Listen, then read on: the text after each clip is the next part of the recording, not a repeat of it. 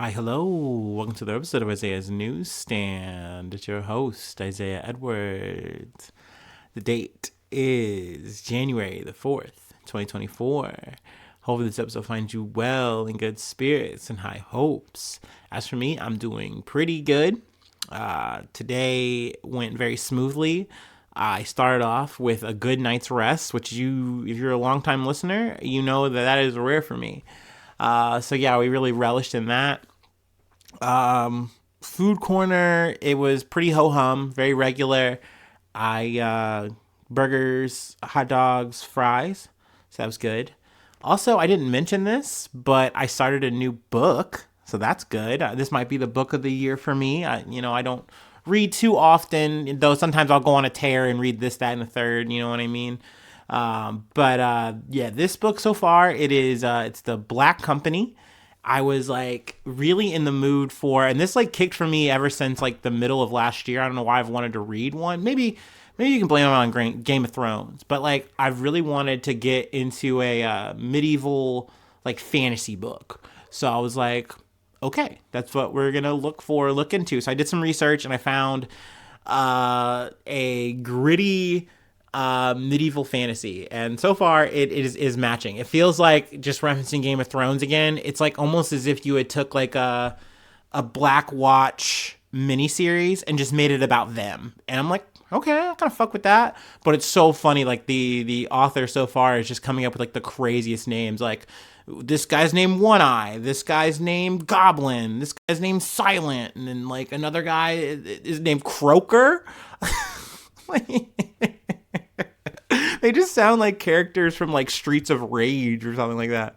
But yeah, overall it's interesting so far, so I'm liking that. Let's see here. Is there anything else to really report and talk about in my personal news? Nah. So yeah, let me go ahead and do my startup, and then we can get into some news. Hell yeah.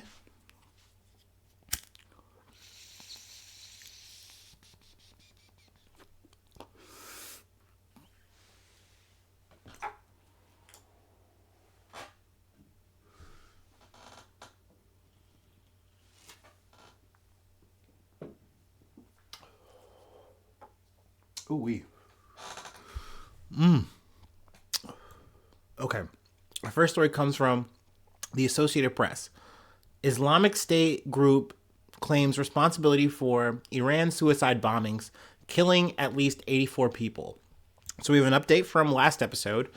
The Islamic State group claimed responsibility Thursday for two suicide bombings targeting a commemoration of an Iranian general slain in 2020 in a 2020 U.S. drone strike. The worst militant attack to strike Iran in decades, as the wider Middle East remains on edge. So, yeah, I mean, a bit of a note that I didn't have from last episode was that these were actual, like, suicide bombings. They weren't just bombs that were left. So obviously that's like a big context that, definitely points in one direction or another anyway.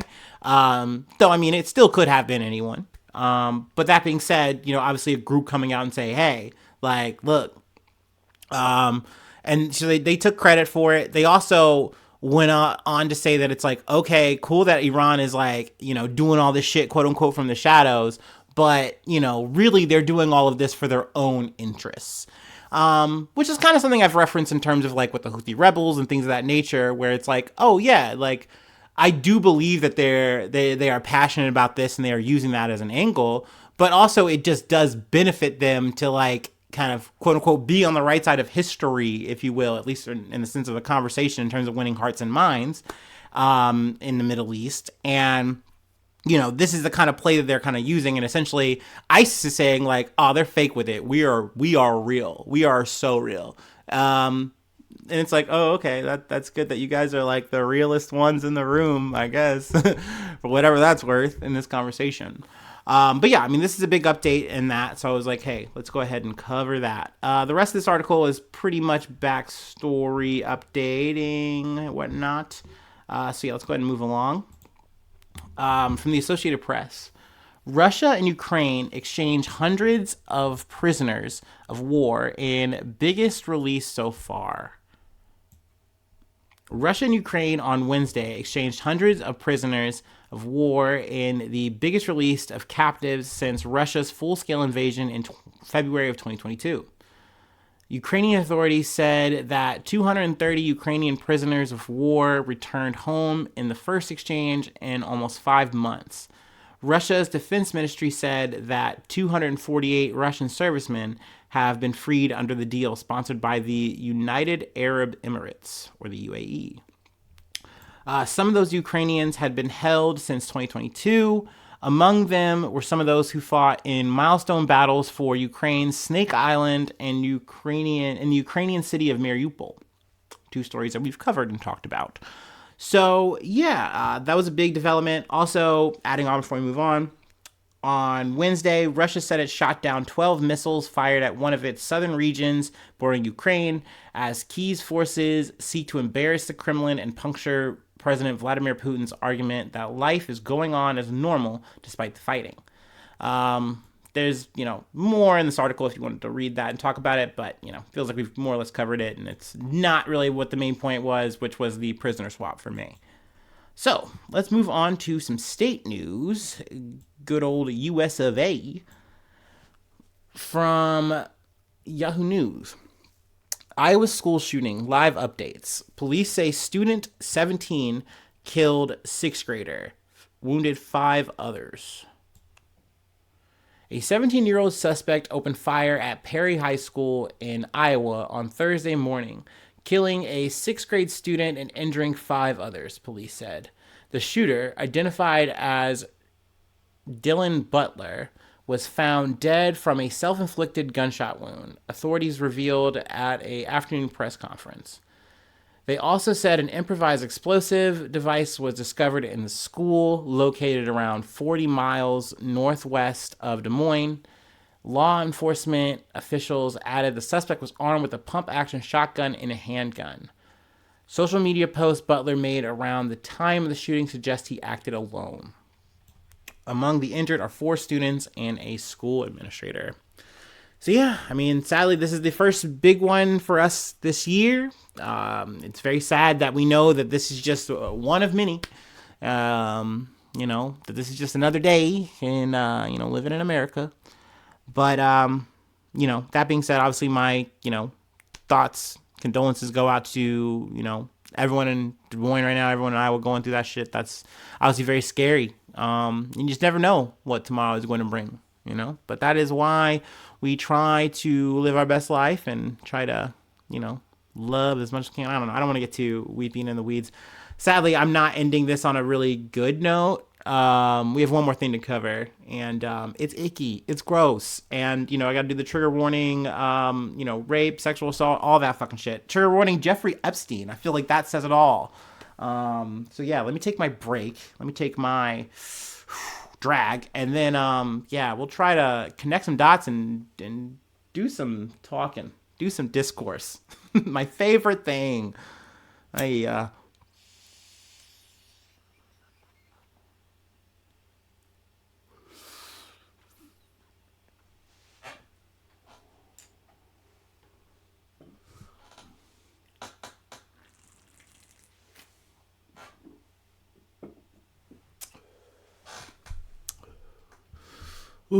Okay.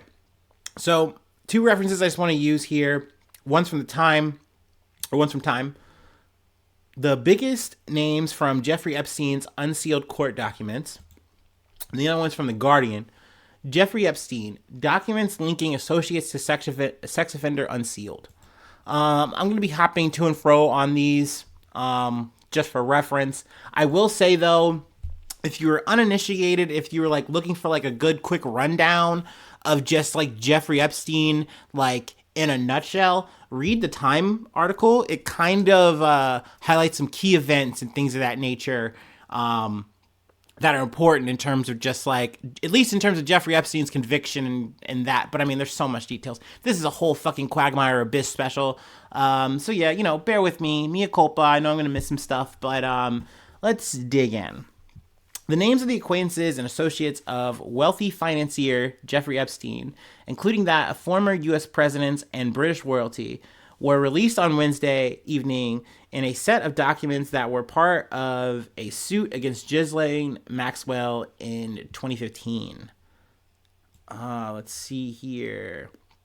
Names of figures that were previously associated with Epstein, such as Prince Andrew and former presidents Donald Trump and Bill Clinton, were mentioned in court documents, but there was little information outside of what was already known to the public. Some documents had previously been released in other court cases, while Epstein's high-profile contacts have been covered intensely in the media. Now, a lot of names get mentioned in this, and it's important to know that all the names that are mentioned are not necessarily implicated criminally, and technically, anyone in this is not, like, there's no criminal charges coming for them, at least as of what we know, as, you know, the general public or whatever. I feel like you have to say that. I literally have that in like a highlighted portion here, because like everyone kind of keeps saying that shit. But while celebrities like Bruce Willis, Cameron Diaz, Cate Blanchett, Kevin Spacey, Naomi Campbell, and Leonardo DiCaprio are mentioned in the records, they have not been accused of helping Epstein in any capacity. Sloberg, or Joanna Sloberg, who was one of Epstein's victims, was only asked if she had met the aforementioned people, which she denied. So that's important. But there are people that she did meet. People like Bill Clinton. People like, let's see, I believe Donald Trump was also in this meeting. I think they met and like, in a situation, but I don't think he didn't get a quote unquote massage or have sex. Also Michael Jackson, no massage as well. David Copperfield, which to me was like the name that made me go, what the fuck? David Copperfield, what the fuck? Now David Copperfield didn't get a massage, wasn't implicated, yet again, you know, gotta say this, but the crazy shit was he was like doing magic tricks at Jeffrey Epstein's house. And like, this is how like Sloberg meets him. And I think an important thing that is important to talk about here is that like at some point they have like an aside and he talks to her and he's like, do you know that he's recruiting girls to go find other girls? Like, do you know that that's going on here? So it's like, it goes to show, and you can kind of understand why there might have been people saying like, hey, you know, you got to sit on this shit. Don't just fucking put this name out here. Because initially when these documents were revealed and put out to the public, they were listed as Jane Does and whatnot. So you didn't actually have the names for privacy's sake or whatever. But now that these names and stuff have been released, you know, that is something that the public, it's like, okay, yeah, so yeah, this isn't a criminal thing, but people are going to look at a person potentially different from that. I know for me, it's like, so yeah, David Copperfield definitely fucking knew. Like, it wasn't like I know Jeff in like a high and by capacity. This was I sat down with them. But there's so many motherfuckers that I feel like that's the case. Like Bill Gates, not mentioned in any of these two articles, but that's a guy. Stephen Hawking is mentioned in one of the articles, but not implicated in any way. I think it was emails between Epstein and Maxwell, where it's almost like they wanted to like make a red herring out of Stephen Hawking because they had interactions and say like, oh, like he was a part of an orgy or something like that. I don't fucking know. But yeah, I mean, these are people though who have sat down and been in the room and interacted. Now with Bill Gates, I don't know. Maybe they did get maybe I don't know. Bill Clinton, that's another one where I'm kind of like, I don't know. As well as Donald Trump. So, I mean, these are all guys where it's like, do I know their level of involvement? No, I don't. But I know that they were friends with Epstein. They were well aware of what the fuck Epstein was doing. And then at a certain point, they go, oh, I should stop fucking with Epstein. But like with Clinton, it goes so deep because, I mean, there's pictures of like the Clintons' daughters. One of them have a wedding. And like, Ghislaine Maxwell's just all up in the pictures. She's fucking chilling. She's like a part of the fucking family. You see her poking her head out like, oh my God, what a magical time. Like, that's crazy. Like, that's your homie. Like, you can't sit there and say, oh, we didn't know this person. We didn't fuck with this person. And like, there's really clips of Donald Trump going like, oh yeah, this is like, he's a great guy. And then going, oh, I don't really fuck with him. We had a falling out. Like, I guess so, buddy. Alan Dershowitz. That's another big name that's mentioned in the Time thing. That's important. I mean, he was Jeffrey Epstein's lawyer. ultimately he uses that as his grand excuse for when he is implicated by Virginia Joffrey. He essentially is like, oh yeah, no, I was his lawyer, so of course people have seen me around, they've seen me at the island, they've seen me out everywhere with Epstein because I was his lawyer, I was fighting for him, I was doing my job, I'm a professional, of course. Bro, Dershowitz is a fucking evil motherfucker. I'm sorry. Ugh, icky. What an icky guy. I know that he is potentially, I know Netanyahu wants him to represent Israel in The Hague, I think, or some shit. I think it might be South Africa, or yeah, I think it's South Africa or something like that. They are actually taking Israel to task for war crimes. So I mean, that's a big thing. I'm kind of waiting for that to fall down the pipe or whatever. But yeah, I mean, we've talked about this. I've kind of, sprinkled enough about this to say that we've done the coverage. Obviously, there's a ton of fucking details here, and there's names I'm not mentioning. This was on that actually did rack me a little bit. Sarah Kellen. This is someone not important technically in the whole scheme of things, not a celebrity, but Kellen, Epstein's former assistant, was named in testimony of victims detailing their accounts with their encounters with Epstein. She was said to have helped schedule his massages with the victims, and that was, euphemism for sexual services. A judge described Kellen as a criminally responsible participant in Epstein's scheme, but Kellen was never charged and remained out of the public eye. Kellen said through a spokesperson in 2020 that she herself had been sexually and psychologically abused by Epstein for years. So, I mean, I believe that part, totally. But at the same time, these were people that were maybe victimized by him, but then became complicit in the activity. And then accelerated said activity. This is the shit that I'm saying. Like, David Copperfield knew about that kind of stuff, and he's like trying to tell this girl, like, girl, what you doing here? Get the fuck out of here. What a girl like you doing in a place like this? Like, come on, Magic Man. Jean-Luc Brunel, that's a person we did talk about before. He killed himself. He unalived. 2022. He was awaiting trial for rape accusations. So he was just like, let me take the shortcut. Actually, let me just go through some more names. Fuck it, we're already here. This is important to me. Bill Richardson, the former governor of New Mexico who died in September, was also mentioned. Joffrey said in her deposition that Maxwell had instructed her to give Richardson a massage. In 2019, a spokesperson for Richardson denied he ever met Joffrey, according to the Las Cruces Sun News. Lexi Wexner, which to me I think is the first big bank that Epstein came across. I don't know exactly what solidified that relationship, what made it real, though it is so creepy and cringy to me that this man is all up in Ohio. Like, that's when I realized, wait a second, you're telling me one of the most evil motherfuckers, and the guy who bankrolled said motherfucker, that guy came from, is living here? Is just chilling comfortably in Ohio? Do nothing, heart of it all, Ohio? That's when I'm like, there's something weird. There's something so weird going on here. I know, that's my little, conspiratorial hat, but people knew that this was just the deadest fucking area to be in, and they're like, let's just fucking chill here. But yeah.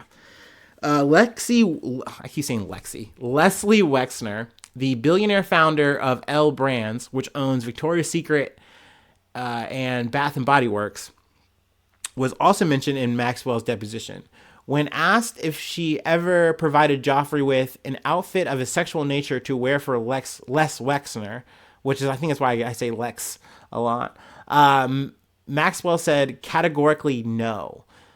Epstein was Wexner's money manager and a trustee of the Wexner Foundation during an L Brands investor conference in 2019. Wexner called Epstein's actions abhorrent. Wexner says he cut ties with Epstein in 2007. So yeah, you'll notice that there's a common trend of the early aughts that people were woke up and realized oh, that's when I realized he was a bad guy. But that's when he was starting to get legal rounds, and people were like, oh my gosh, this guy, he's a bad guy. But I keep seeing him with all these cool cats. Let's see. Glenn Dubin. We can skip him. I mean, he's relevant. Alan Dershowitz, we talked about him. The last guy that they mentioned here in the Time article, Marvin Minsky. Computer scientist and former MIT professor Marvin Minsky was also mentioned in the documents. Joffrey said she was asked to have sex with Minsky when he went to Epstein's island in the U.S. Virgin Islands. So yeah, I mean, yet again, we are just touching a bit of something hollow here. Not even really thrusting ourselves in the whole thing. I mean, their podcast is dedicated to this whole fucking monster and everything that he touches and has done. But yeah, I mean, it's just something that I can't look away from. It's something that I understand why so many people talk about this and think about this, and it gets sensationalized for better and or worse. I mean, shit. There was the whole thing that took place this week with Jimmy Kimmel. He like called out Aaron Rodgers, football player, lame ass, dumbass motherfucker.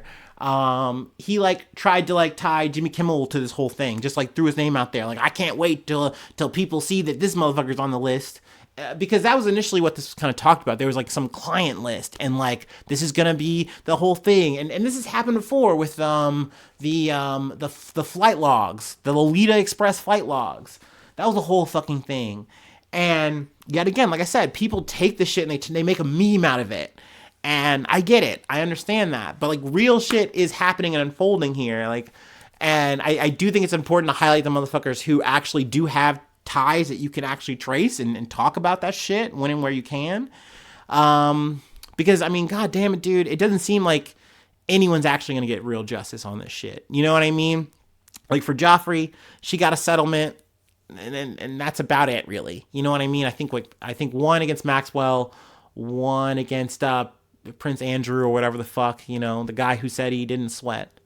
I mean, but none of these people are actually going to face real justice, it seems, and that's sad. But I mean, hey, this is where moral indignation, public outrage does at least something. You know what I mean? Like seeing Larry David like fucking like blow down on Alan Dershowitz at a fucking deli or whatever. I mean, that's all we get sometimes. You know what I mean? But those are the victories we'll fucking take, right? I don't fucking know. And yeah, so you call it this shit when you see it. That's all you can do. Whew. All right. We did it. That's the episode. I'll call it there. If you'd like to support the effort, I do have a Patreon. Patreon.com/Isaiah News. I shout you out at the top of the month, and I plug a project if you like.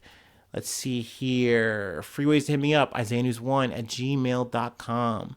Feel free to follow me on the socials if you'd like, either me or the podcast. And then let's see here.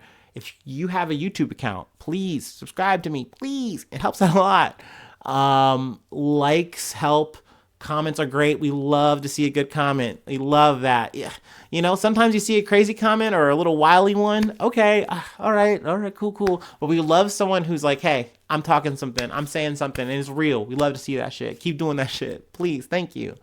But yeah, you can do that on the YouTube. You can do that on the Spotify. You can do that on whatever. You can just comment and talk away. You can yap it up. But yeah, that's it. That's all I have. Thank you so much for tuning in. Thank you so much for being a friend. And hopefully I see you soon for some more good news. I love you. Bye-bye. Mwah.